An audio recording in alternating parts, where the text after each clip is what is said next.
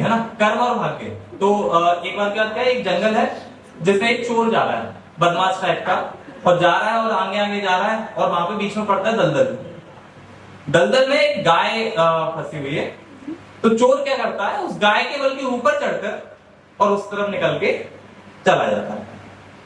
और आगे जाकर क्या होता है कि उसको एक सोने से भरा हुआ बैग मिल जाता है, सोने के सिक्कों से भरा हुआ, जैसे कि जनरली हमारी लाइफ में होता है। हमें क्या लगता है कि ये व्यक्ति बहुत बदमाश है, बहुत बेकार है, लेकिन फिर भी सक्सेस पा रहा है।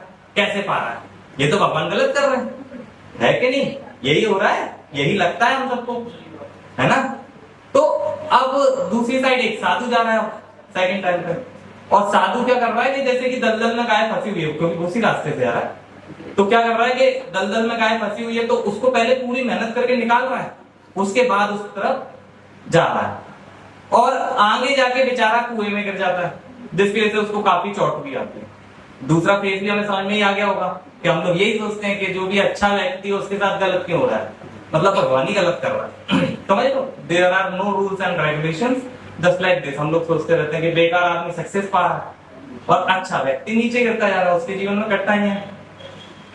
तो बेसिकली था क्या, ये है कि कर्म के अकॉर्डिंग व्यक्ति को फल मिलता है। जो चोर जिसको सिक्कों से भरा थैला मिला, उसके भाग्य में राजमहल लिखा हुआ था सोने का, लेकिन उसने कर्म ऐसे कर दिए तुरंत ही कि जिसकी वजह से उसका भाग्य बदल गया।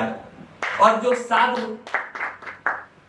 जो साधु जिसके भाग्य में अब मौत लिखी हुई थी, लेकिन उसने कर्म ऐसे कर दिए कि छोटी मोटी चोट की वजह से वो बच गया, केवल छोटी चोटों में उसका काम हो गया।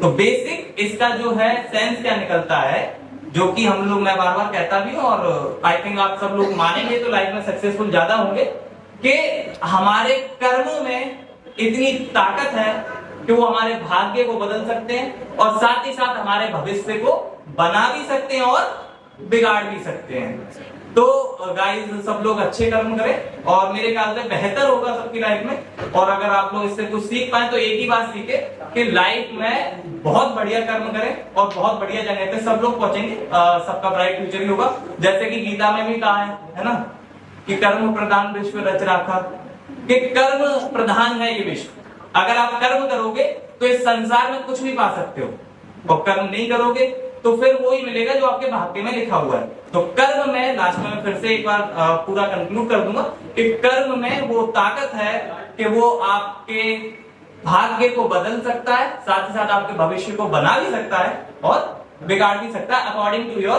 कर्म, कि हम क्या कर्म कर रहे हैं। ठीक है, that's all from my side.